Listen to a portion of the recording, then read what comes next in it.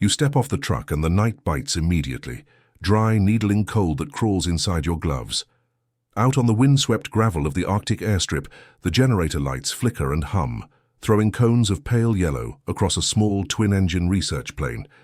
Its call sign is short, forgettable. Its mission is not. On board are 4 people, 3 steel crates of ice cores, and a sealed aluminum canister marked with a red stamp. Time-sensitive biologicals.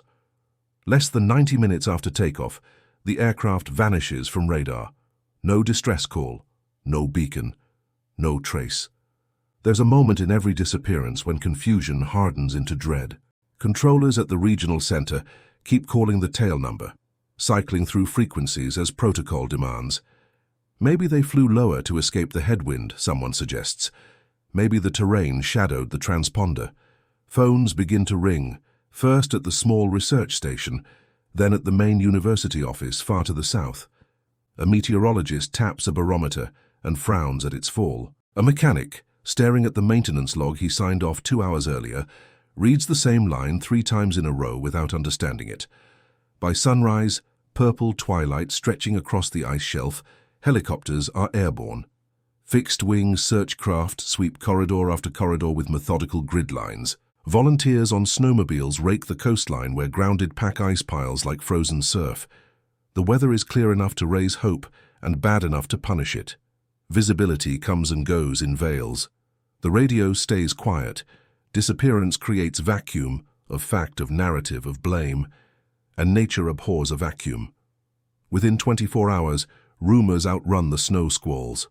One version claims a mayday was heard, clipped and ghostly, the single word icing swallowed by static.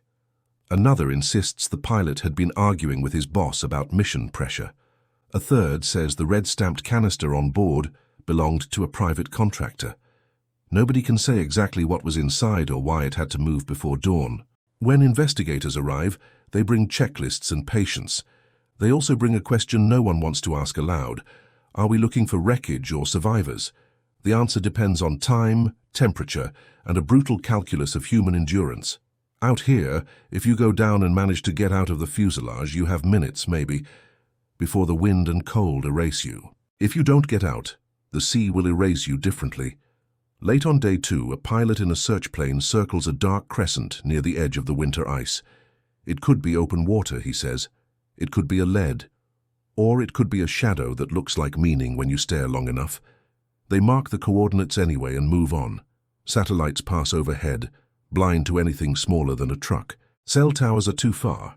ELT beacons bounce against the weather. The map fills with lines, then with X's, then with nothing at all. If you sift the logs later, you can pinpoint the moment the operation shifts.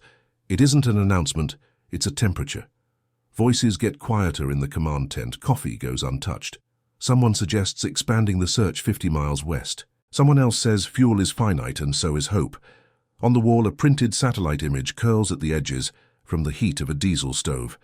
Outside, the snow starts again.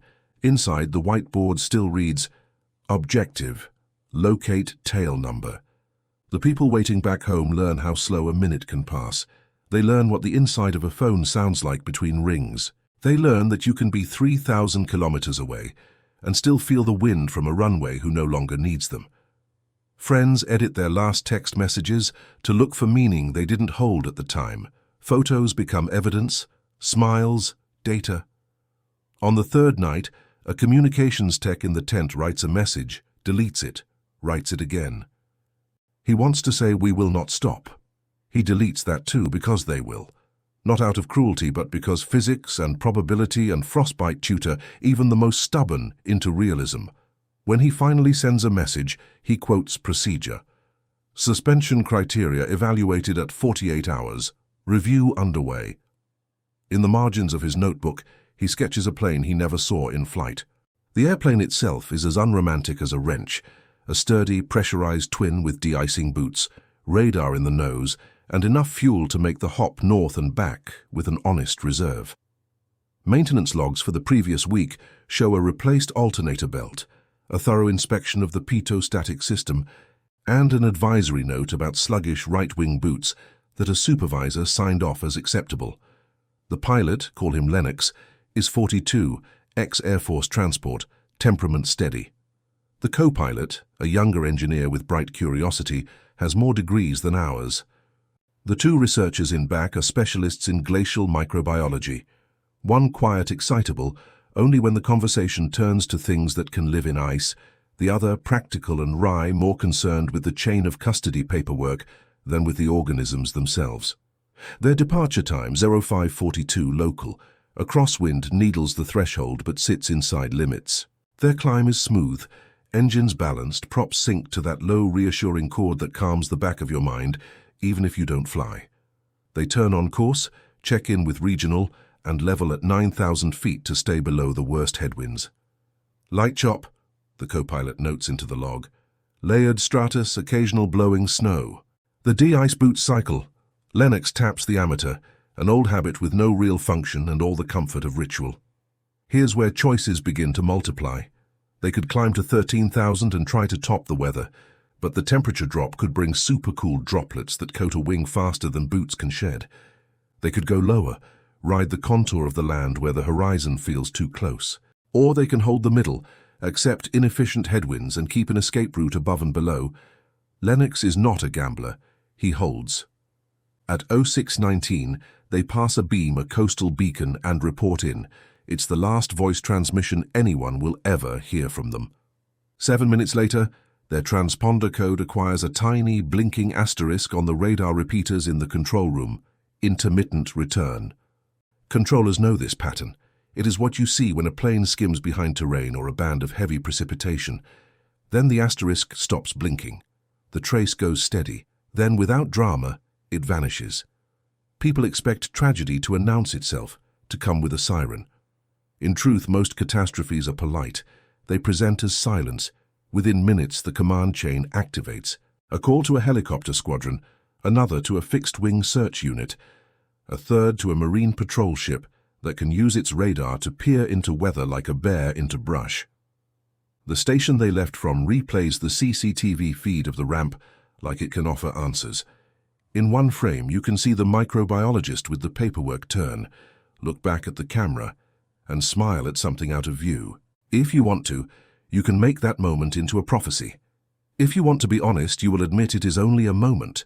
The first theory is always the most prosaic. Fuel. The math doesn't support it. Their load sheet shows conservative planning and the tanks topped to the tabs. The second theory is the most implacable: icing. It is not romantic, but it is real. Airplanes can fly with ice.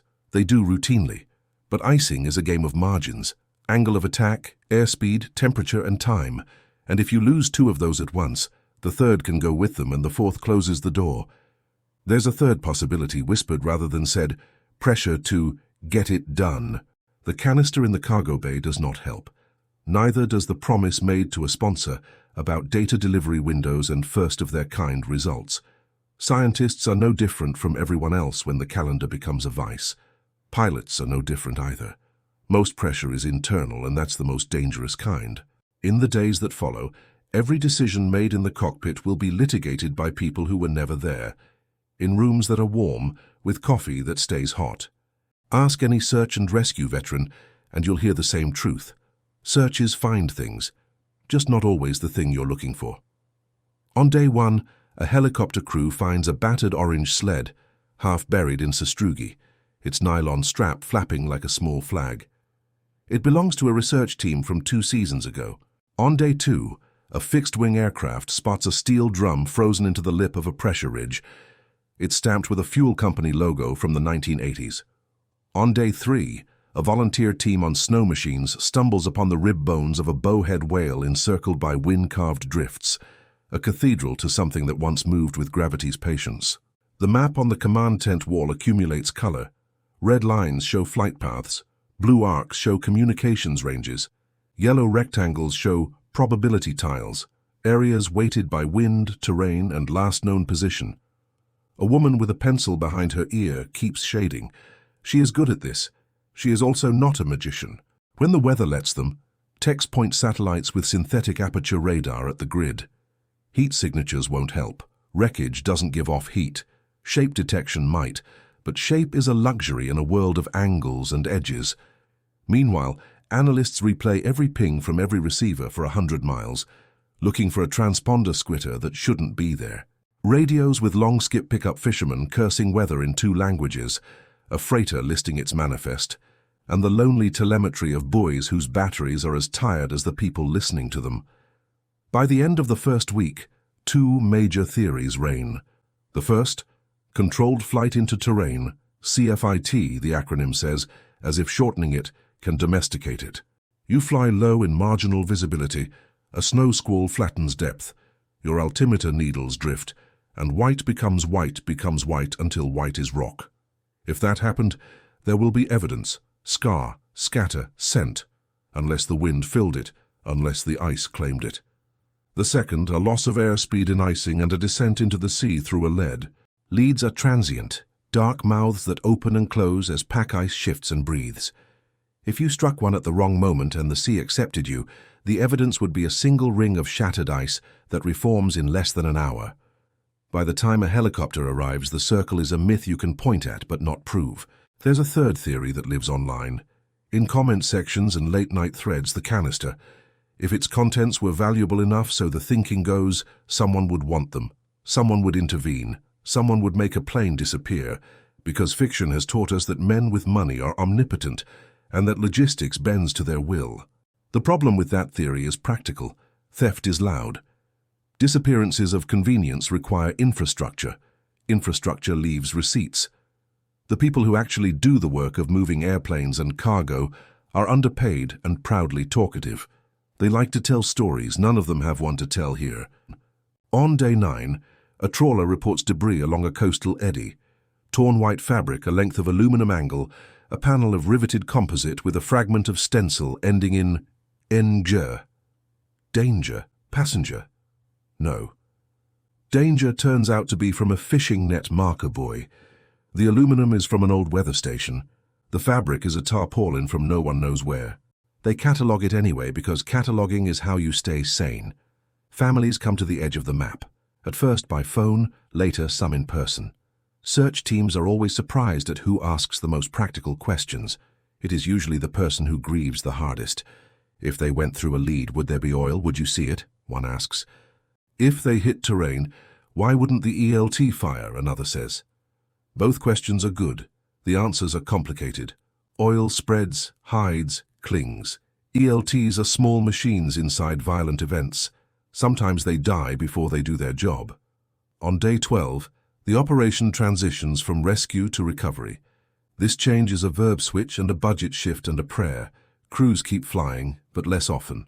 Helicopters sit longer in the cold and must be coaxed to life with heaters that sound like dragons. Volunteers return to jobs that had been holding open space for them. The command tent compresses. The whiteboard gets wiped. The last message written on it says, "We will continue targeted sweeps as weather permits." It is both true and a way to say goodbye without pronouncing the word. Once the search pauses, the narrative decomposes into atoms. Each atom becomes a theory. A retired pilot writes a long letter about pitot icing and erroneous airspeed. An avionics engineer posts a thread arguing the alternator belt replacement hints at an electrical transient that could have knocked out navigation exactly when they needed certainty. A scientist from another program says the biological canister contained extremophiles, whose unique enzymes had defense applications. When pressed for evidence, he edits his comment to something more elegant and more vague. Years become layers. A piece of foam washes ashore on a beach 200 kilometers south, pitted and salt-stained. It could be from any boat. People say it could also be from the plane. A child finds a small aluminum bracket in a tidal pool and uses it as a toy bridge for plastic animals. A ranger sees the bracket later. The constellation of rivet holes, the way the metal has torn like paper. He takes a photo and sends it to a friend at the university, who sends it to an investigator, who sends it to a database. The match returns, inconclusive. Inside the human mind is a metronome that wants rhythm. We call it closure, and we treat it like a right. When reality doesn't supply the final bar, we hum it ourselves. This is not a failure, it's a feature. Rituals exist to help us place periods on sentences the world leaves dangling. A memorial plaque appears at the research station. Brushed steel, 4 names, a date, a line from a poem that mentions light, without saying hope. Another plaque goes up at the university, in a hallway where students pass and do not quite slow, but glance. One winter, an anonymous email arrives in the inbox of an investigator who has kept the case alive on a shelf no one else visits. The subject reads, "Confession." Inside, a paragraph claims the sender sabotaged the boots on the right wing because he had been fired and wanted to teach the contractor a lesson. It reads like copy from a pulp novel, melodrama without mechanics, emotion without talk. The investigator asks for details no saboteur could miss. The replies stop. Another hum you mistake for closure. A decade on, a young journalist writes an anniversary piece. He is sharp, curious, and mercifully patient. He doesn't claim to have solved anything. He does what good writing does. He makes something absent feel present for the length of a page. His article triggers a short surge. People call hotlines with things they saw 11 years ago, sounds they heard, dreams they had. The investigator answers each in order, thanks them, crosses them off. The phone quiets. If you return to the airstrip at night, the wind sounds the same. A new generator throws a cleaner light. The hangar door has been repaired. The old buckled seam is gone. A mechanic checks a tire pressure and, because people are both stubborn and decent, he still taps the face of the gauge even though he knows it does nothing. Rituals stay when evidence leaves. The dictionary will tell you that disappear means to cease to be visible. It doesn't say to cease to exist. The distinction matters. The physics of a twin-engine research plane in a winter squall are deterministic. The sociology of how we carry the absence is not. The plane that disappeared without a trace left many. Paperwork, flight plans, photographed smiles, budgets, weather maps, coffee rings on a checklist, scrawled numbers in a margin, a pair of boots by a door that someone tripped over for a month before finally moving them to a closet. Families, because they must, build around missing. New traditions take root where old certainties were supposed to stand. A daughter learns to use a drill and hangs the picture frames her father had promised to mount. A colleague finishes a paper and lists names in the acknowledgements that never see the citations they deserve. On a shelf in the station lounge sits a red-stamped canister, empty, cleaned, kept as a joke that is also a liturgy. People place their coffee cups on it and then realize what they're doing and move them. There are, in the end, 3 truths that can live together without contradiction. First, in the Arctic, a small airplane can go into the sea through a hole in the ice and be swallowed in minutes. Second, a navigational error inside a moving white world can place aluminum against granite without witness or echo. Third, even if we never find the wreckage, we can keep telling the story with precision and care, refusing the comforting lie in favor of the honest maybe. The investigator who never fully lets the file close keeps a small box on his desk. In it are tokens, photos, notes, a scrap of fabric that might be tarp or wing root liner, a button from a parka. He says he doesn't believe in omens, but he keeps the box anyway. On anniversaries, he writes a message to himself, check the leads again. Most years, there are none. Some years, a trawler finds something, and hope flickers like a generator light in wind. He goes, he looks, he returns. When people ask him why he bothers, he tells them about 2 kinds of answers. In one kind you measure, in the other you honor. The first is what the checklists are for, the second is what the plaques are for. The plane that disappeared without a trace teaches both. It tells you that we live by probabilities and that we love by certainties we keep making when the world doesn't give them to us. If this feels like a non-ending, that is because some stories, to stay true to themselves, must end with a horizon instead of a door. The sky that took the aircraft is the same sky that delivers weather and snow and pale arcs of aurora on clear nights, the same sky that lights a runway at dawn for another departure, another return. Every takeoff is a promise, every landing collects on it. And sometimes when the math breaks, the promise becomes a memory that asks to be told well. So we tell it, carefully, completely, and without pretending we know more than we do. The last radio call hangs in the air, simple as a check-in, ordinary as breathing. The radar trace stops not with a bang but with a blink. The map on the wall gathers dust. A mechanic, late, turns off the hangar lights and stands for a moment in the warm, ticking dark, listening to the metal contract, the wind outside, the silence a small aircraft leaves behind when it decides to keep its secrets. He exhales, locks the door, and steps into the night.